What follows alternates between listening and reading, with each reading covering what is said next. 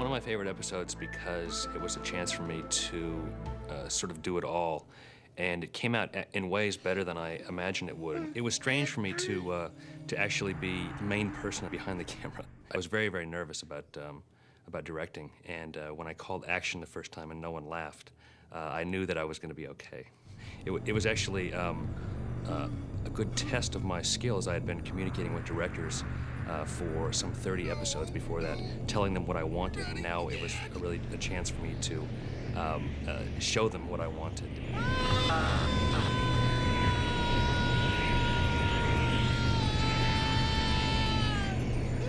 I learned that there are a lot of things that you take for granted as a writer and as a producer, practical things, physical things, things that you imagine that just can't be done, and so you make compromises, you make changes. My favorite scene in the episode, I think, is probably the most memorable scene, is when Steve Railsback, playing Duane Barry, is on the table having his teeth drilled, which was also a very interesting little physical effect.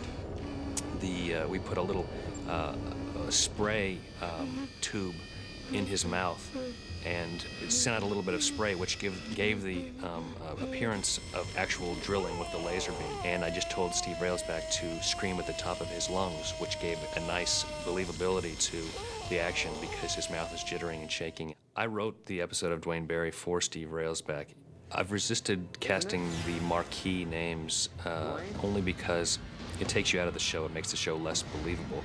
But there are certain actors who just call out for the part. Steve Railsback for this part was a perfect match. I talked to people who had a relative who believed he had been abducted by aliens, and he kept complaining to them that he had holes drilled in his teeth. They drilled holes in my damn teeth! And sure enough, when they took him to the dentist said to him, "This man has tiny holes drilled in his teeth, and I don't know how he could have gotten these because they are too small and too fine to be done with any equipment that I've ever seen." So I use that as an inspiration.